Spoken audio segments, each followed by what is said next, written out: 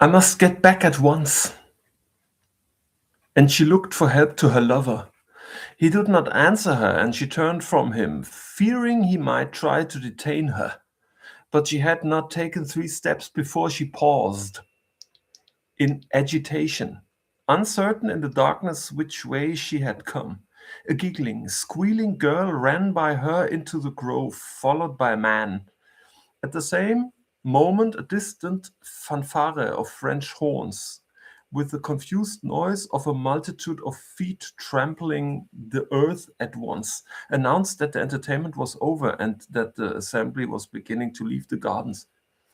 Josephine's heart stood still. What if she were missed? Worse still, what if she were left behind? Oh, she cried, turning again to him, her hand outstretched. Which is the way? Mr. Hawksworth, please, please show me the way. Please take me to them. But the Irishman did not move. It even seemed to Josephine that his face, as he stood watching her, took on a smirk of satisfaction, faint but odious. Odious.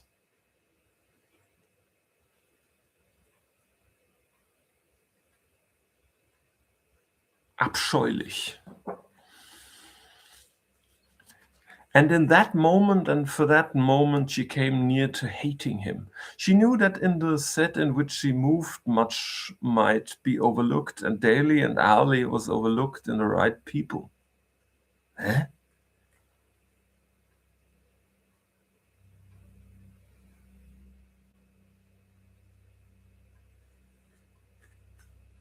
But to be lost at Vauxhall at midnight in the company of an unauthorized lover, this had a horrible clandestine sound. This should be sufficient to blacken the fame of a poor maid. Or her country education was at fault, and knowing this and hearing the confused sounds of departure rise each moment louder and more importunate, the girl grew frantic with impatience. Which way? Which way? She cried. Do you hear me? Do you hear me? Which way are the boxes, Mr. Hawksworth? You know which way I came? Am I to think you a dolt, sir, or what? Or what? He repeated, grinning feebly. To be candid, the occasion had not been foreseen, and the Irishman, though of readiest wit, could not on the instant make up his mind how he would act. Or a villain, she cried, with a furious glance, and in the effort to control herself, the ivory fan stick snapped in her small fingers as if they had been of glass. Take me back this instant, sir, or never presume to speak to me again. Hört sich ja fast an wie eine Drohung. What he would have said to this is uncertain, for the good reason that before he answered, 2 men appeared at the end of the alley. Catching the sheen of Josephine's hoop skirt, where it glimmered light against the dark of the trees, they espied the pair, took them for a pair of lovers, and with a whoop of drunken laughter came towards them. One was Lord P., no soberer than before. The other, a brother Buck, flushed with wine to the same pitch of insolence, and ready for any folly of mischief.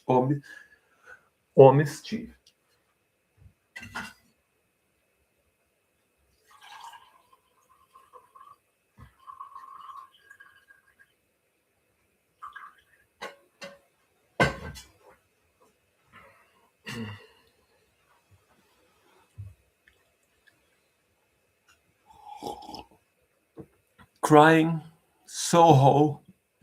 A petticoat. The 2 Mohawks joined hands, and with a tipsy view halloa swept down the green walk, expecting to carry all before them. But 'twas in such an emergency at this that the Irishman was at his best, throwing himself between the shrinking, frightened girl and the onset of the drunken rakes.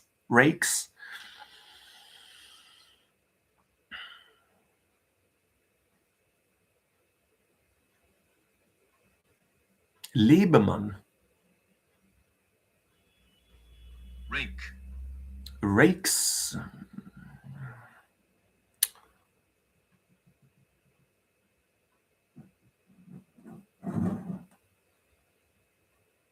He raised his cane with an air so determined that the assailants thought better of their plan, and pausing with a volley of drunken threats, parted hands and changed their scheme of attack.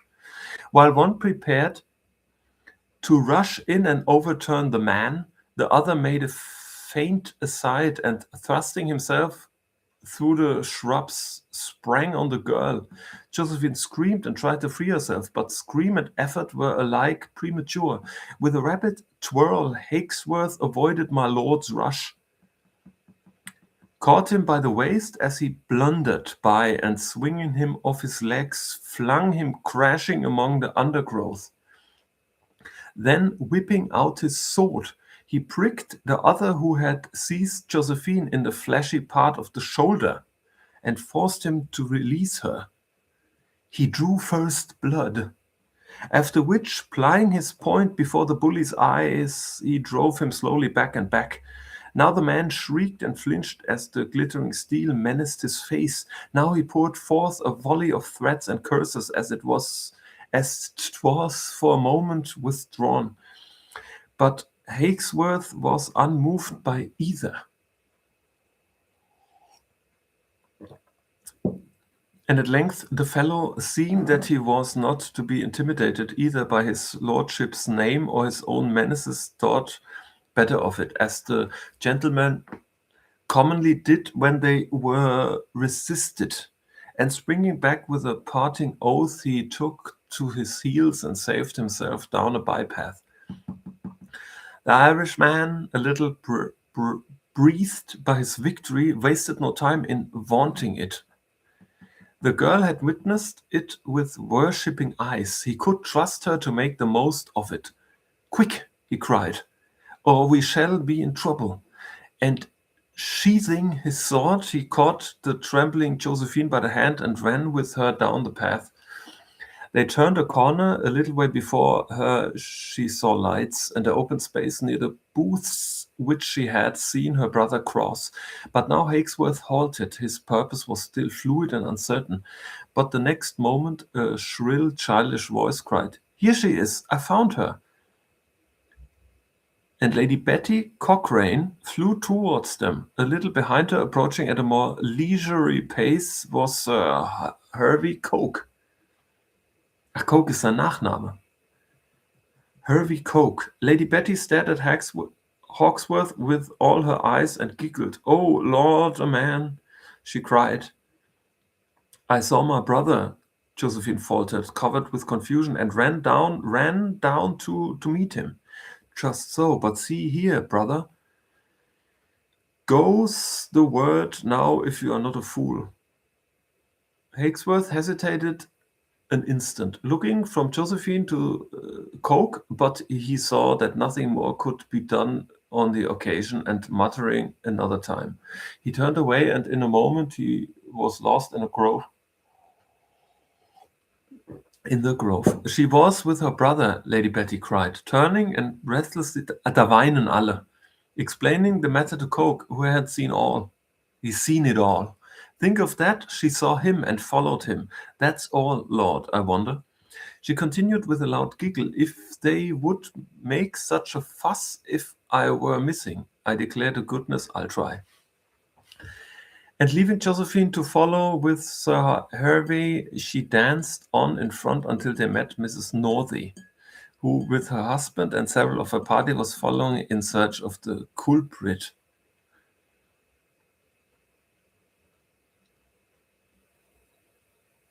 Das ist so ein Buch, das hätten die gemeinen Deutschlehrer als Pflichtlektüre gemacht. Angeklagte.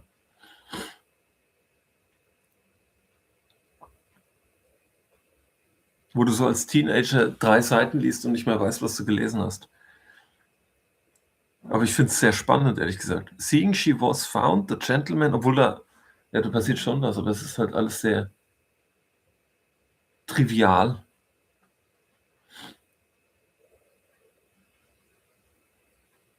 Das ist das richtige Wort.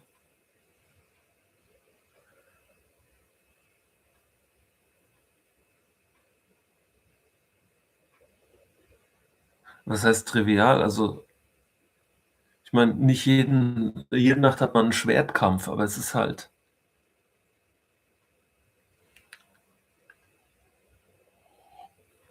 eine Beziehungskiste. Was war jetzt Kulprit?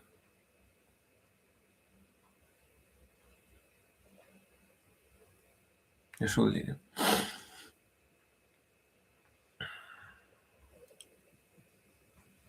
Seeing she was found, the gentlemen winked at one another behind backs, while the ladies drew down the corners of their mouths. One of the latter laughed maliciously, expecting the scene that would follow, but Lady Betty had the first word and kept it. Lord, ma'am, what ninnies we are! She was with her brother, that's all. He, the lady tittered, who had laughed before. That's good. Her brother. Yes, she was. I suppose seeing's believing, ma'am, though one is only 15 and not 40. She saw her brother going by the corner there and ran after him while we were watching the...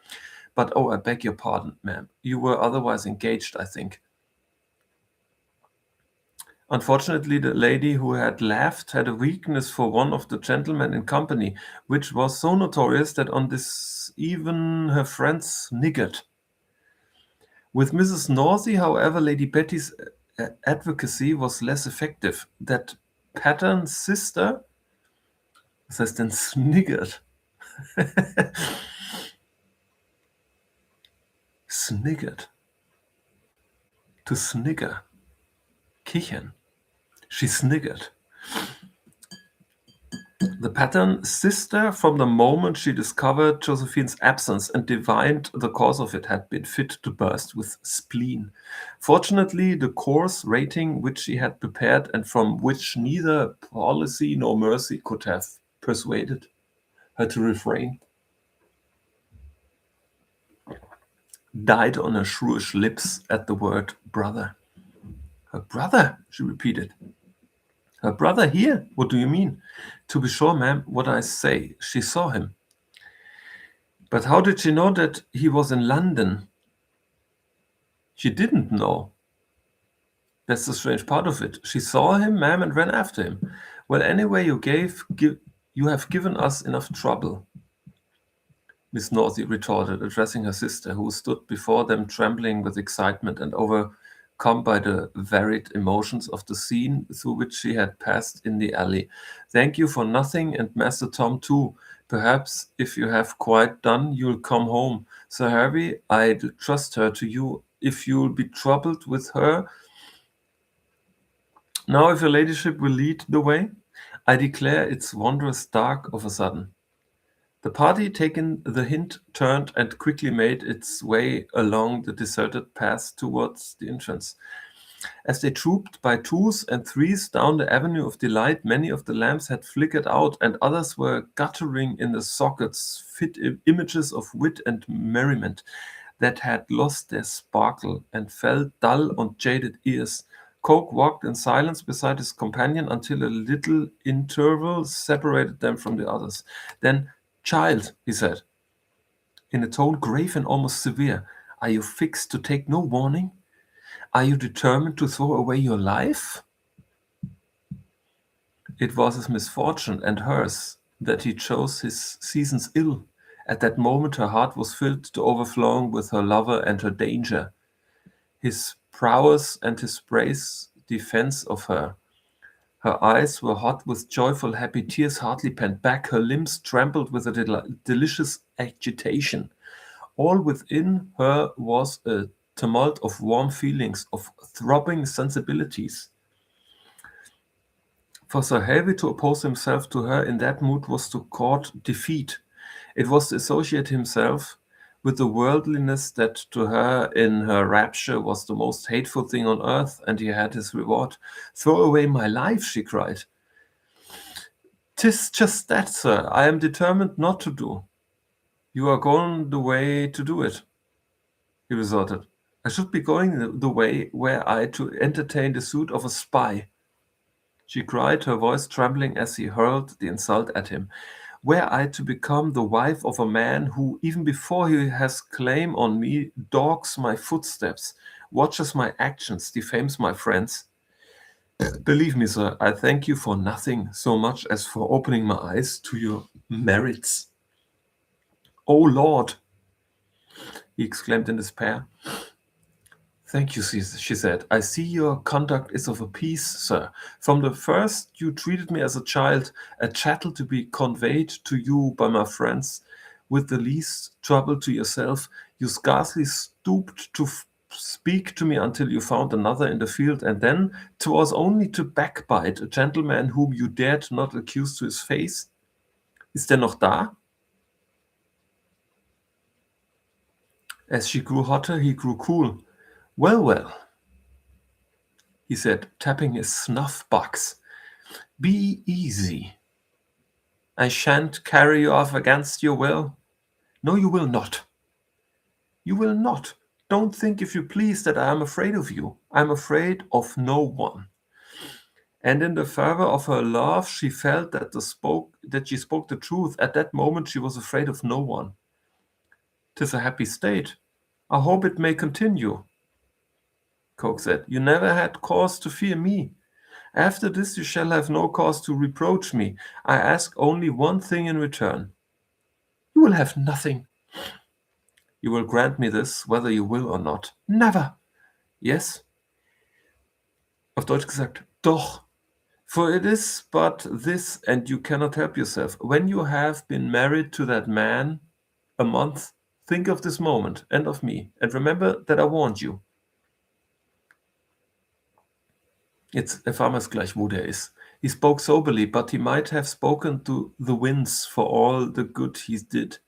She was in air, picturing her lover's strength and prowess, his devotion, his gallantry. Once again she saw the drunken lord lifted and flung among the shrubs, and Hagsworth's figure as he stood like Hector above his fallen foe. Again she saw the other bully flinching before his steel, cursing, reveling, and hiccoughing by turns, and Hawksworth's silent, inexorable pressing on him. She forgot the preceding moment of dismay when she had turned to her lover for help and read something less than respect in his eyes. That short moment during which she had hung in the wind, uncertain what course he would take with her. She forgot this, for she was only 18, and the scene in which she had championed her had cast its glamour over her, distorting all that had gone before. He had defended her. He was a hero. She was his chosen. What girl of sensibility could doubt it? Wo ist der abhanden gekommen? Coke, who left them at the door of the house in Arlington Street, finished the evening at White's, where, playing deep for him, he won 300 at hazard without speaking 3 unnecessary words. Returning home with the milk in the morning, he rubbed his eyes, surprised to find himself following Hawksworth along. Der läuft anscheinend da die ganze Zeit hörend nebendran. Along Piccadilly. The Irishman had a companion, a young lad who reeled and hiccuped in the cool morning air, who sung snatches of tipsy songs, and at the corner of Berkeley Street would have fought with the night chairman if the elder man had not dragged him on by force. Wahrscheinlich hat er sich, als sie entdeckt wurden, so etwas entfernt und ist mit der Gruppe so nebenbei gelaufen. Unten redet er gleich. The two turned up Dover Street, and Sir Hervey, after following them with his eyes, lost sight of them, and went on wondering why a drunken boy's voice heard at haphazard in the street reminded him of Josephine. He would have wondered less and known more had he followed them farther. At the bottom of Hay Hill, the lad freed himself from his companion's arms, propped his shoulders against the wall of Berkeley's Gardens, and with drunken solemnity proceeded to argue a point. I don't understand, he said. Why shouldn't I speak to Josephine, if I please, eh? Josephine's devilish good girl, why do you go and drag her off? That's what I want to know. My dear lad, Hawksworth answered with patience, if she saw you, she'd blow the whole thing. Not she, the lad said. She's a good little girl. She's my twin, I tell you. But the others were with her. What others? Northy. I shall kick Northy when I am married. That's all. Noch ein bisschen weiter. Wir haben erst 20, nicht 30. Well, you'll be married tomorrow. Why not today? That's what I want to know, eh? Why not today? Because the fair Oriana is at Ipswich and you are here. The Irishman answered with a trace of impatience in his tone. Then under his breath he added, the jade. This is one of her tricks. She's never where she's wanted. In the meantime, the lad had been set in the motion again, and the two had reached the end of Davis Street at the northwest corner of the square. Here, perceiving the other mutter, Tom, for Josephine's brother, Tom, it was stopped anew. Eh? What's that? What's that you are saying, old tulip? I was saying you were a monstrous clever fellow to win her. Today or tomorrow. Es ist doch ihr Bruder. What the fuck? Ich kapier's grad gar nicht, aber egal. Hawksworth answered coolly. And I'm hanged if I know how you did it. I can tell you 100 gay fellows in the town are dying to marry her, and no flinches either. Ponunu? Ay, and 100 more would give their ears for a kiss, but Lord, out of all she must needs choose you. I vow, lad. Der glaubt nicht, dass es ihr Bruder ist, oder was? It is the most extraordinary thing that ever was. The finest shape this side of Paris. Eyes that would melt a stone. Ankles like a gossamer. A toast wherever she goes. And the prettiest wit in the world. Sink me, lad. She might have had the richest buck in town. And she chooses you? Might she really? Honest now, might she? That she might. Tom was so moved by this picture of his mistress's devotion and his own bliss that he found it necessary to weep a little, supporting himself by the huge link extinguisher at the corner of Davis Street. His wig awry and his hat clapped on the back of it, he looked as abundant a young rake as the 5 o'clock sun ever shone upon, and yet under his motley tears lay a real if passing passion. She's an angel, he sobbed. I shall never forget it, never. And to think that but for you, if your chaise had not broken down at my elbow just when you had picked her up after the accident at Trumping, I should never have known her. And I might have been smoking at Cambridge now, instead of waiting to be made the happiest of men, Oriana. Most beautiful of your sex, I vow. Ich kapier das nicht. Das ist doch ihr Bruder, Digga.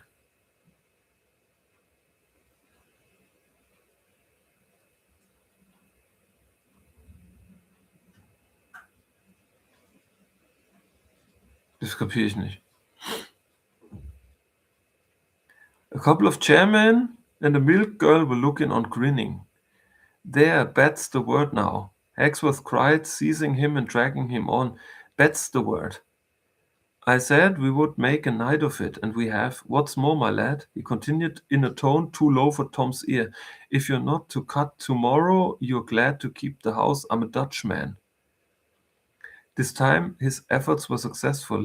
His lodging, taken a week before in the name of plumber, was only a few doors distant. In 2 minutes he had got Tom thither. In 3 the lad, divested of his coat, boots, and neckcloth, was snoring heavily on the bed, while the Irishman from an armchair on the hearth kept dark watch over him. At length he too fell asleep, and slumbered as soundly as an innocent child, until a muffled hammering in the parlor roused him, and he stood up, yawning, and looked about him. The room, stiffingly close, lay in semi-darkness. On the bed sprawled the young renegade, dead asleep, his arms tossed wide. Hawksworth stared a while, still half asleep. At last, thirsting for small beer, he opened the door and went into the parlour. Here the windows were open. It was high noon. The noise the Irishman had heard was made by a man whose head and shoulders were plunged in a tall clock that stood in one corner. The man was kneeling at his task, mending something in the works of the clock. The Irishman touched him roughly with his foot. "Sink that coffin making," he cried. "Do you hear? Get up." The clockmaker withdrew his head, looked up meekly to see who disturbed him, and swore. So simultaneously Hawksworth drew back with a cry, and the two glared at one another. Then the man on the floor rose quickly to his feet. "You villain!" he cried.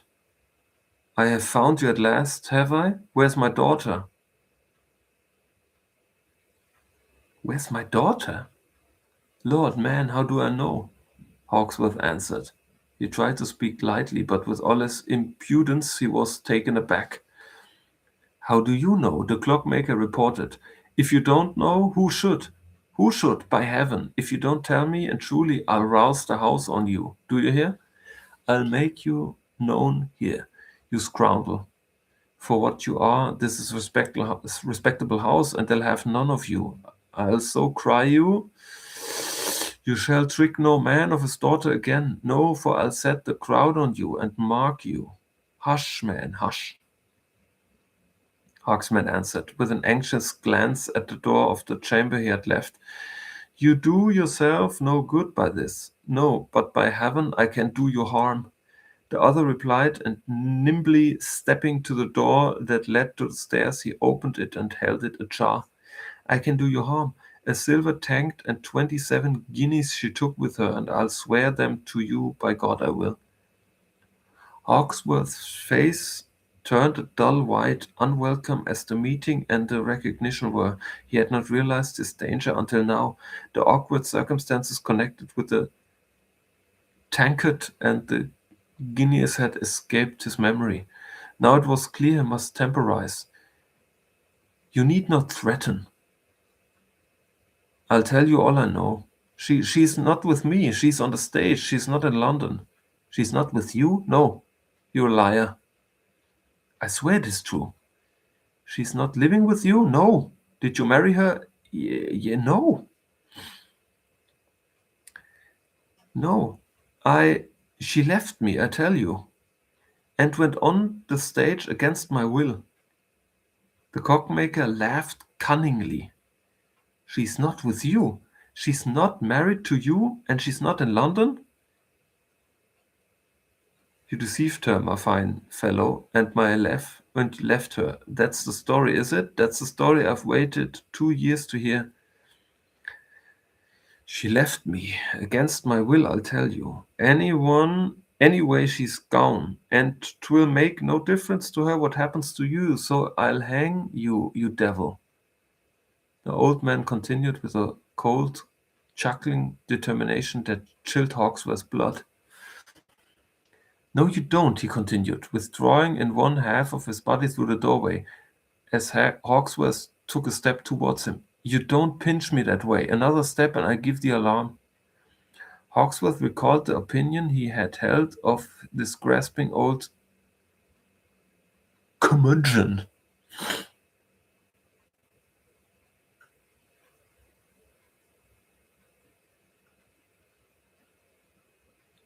Geizhals, Griesgram. His former landlord. Wie wird es ausgesprochen? Curmudgeon. Who had loved his gay, flirty daughter a little, and his paltry savings more, and his heart misgave him. The alarm once given, the neighborhood roused at the best, and if no worse thing befell him, he would be arrested. Arrest meant the ruin of his present schemes. "Oh, come, Mr. Grosset," he faltered, "you will not do it. You will not be so foolish." "Why not? Tell me that. Why not?" But even as he spoke, Hawksworth saw the way out of his dilemma. Because you will not do a thing you will repent all your life, he said, his brazen assurance returning as quickly as it had departed. Because you will not ruin your daughter. Have done, hold your hand, man, and in 2 days I'll make her a grand lady. You'll marry her, I suppose. Old Crockett answered, yes, to a man of title and property. You're a great liar. Hawksworth spread out his hands in remonstrance. Judge for yourself, he said. Have a little patience. Listen to me 2 minutes, my good fellow, and then say if you'll stand in your daughter's light. Hang the drab, she's no daughter of mine, the old man cried. Nevertheless, he listened, and Hawksworth, sinking his voice, proceeded to tell in tones always earnest and at times appealing, a story that little by little won the hearer's attention. First, Crockett, albeit he listened with the same apparent incredulity, closed the door. Later, his interest growing, he advanced into the room. Then he began to breathe more quickly. At length, with an oath, he struck his hand on the table beside him. And you said the lad is here? He is here. Where? In that room. By go, let me see him. If he is asleep. Hawksworth answered, assenting with reluctance. He crossed the room and cautiously opened the door of the chamber in which Tom lay snoring. Aha, jetzt habe ich es kapiert. Das ist ein Con-Artist. Und er hat so getan, als wüsste er nicht, dass Tom der Bruder ist. Ja, ein Schlitzohr.